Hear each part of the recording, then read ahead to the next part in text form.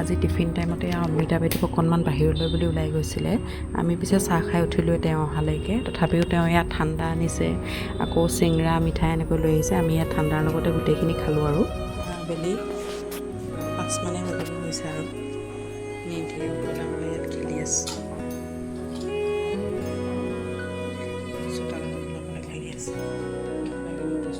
চকী উলিয়াই আছে, মোক এটা খেলা বস্তু চকী মানুহজনী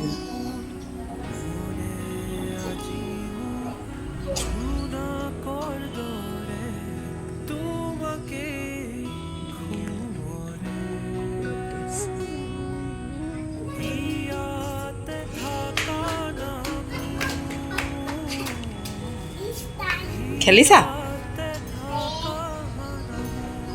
কি খেলিছা মা? আৰু নিধিয়ে খেলি থকাৰ সময়তে ভাবিলোঁ মই দেউতাকৰ কাপোৰ কানিখিনি যিহেতু ধুই থৈছিলোঁ, কালি বৰষুণ দি আছিলে আপোনালোকে দেখিলে, আজি ৰ'দ দিয়াৰ কাৰণে কাপোৰখিনি শুকালে আৰু গোটেইখিনি। সেইকাৰণে ভাবিলোঁ ভৰাই থওঁ বুলি। আকৌ 1 মাহ 1.5 মাহৰ পিছতহে যিহেতু আহিব, 1 মাহৰ কথাটোতো কল্পনা কৰিবই নোৱাৰোঁ, 1.5 মাহ 2 মাহৰ ভিতৰতে আহিব আৰু সেইকাৰণে ওপৰতে মানে এনেকৈ জিল এটাত ভৰাই থওঁ, তেতিয়া ধূলি চুলি নোসোমায় আৰু। আজি ৰাতিপুৱাৰ পৰা একো ব্লগিং কৰাই নহ'ল, মানে মনেই নগ'ল নে সময়ে নাপালোঁ গম নাপাওঁ আৰু।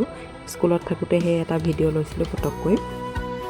এনেকৈ আবেলিৰ সময়টো পাৰ হ'ল, 6টা মানেই বাজিলে আৰু। আজি বতৰটো অকণমান বেছি ৰ'দ ওলাই থকাৰ কাৰণে গৰমো লাগি থাকিলে, ওলাই যাবলৈ মন নাছিলে। পিছে নিধিয়ে আকৌ নামানিলে নহয়, তাইক গা পা ধুৱাই আজৰি কৰিলোঁ। খেলি আছিলে যে তাই, সেইখিনি কৰাৰ পিছত আকৌ মই অকণমান উলিয়াই বুলি লৈ গ'লোঁ আৰু। মইহে যিহেতু স্কুললৈ বুলি ওলাই গৈছোঁ, নিধি আৰু মাটো যিহেতু ঘৰত একদম অকলে অকলে আছে।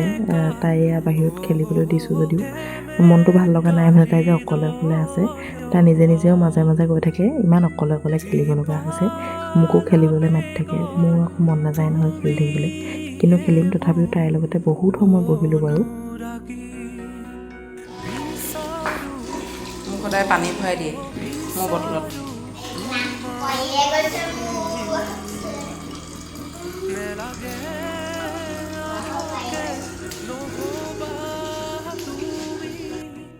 এয়া স্কুললৈ বুলি ওলাই আহিলোঁ।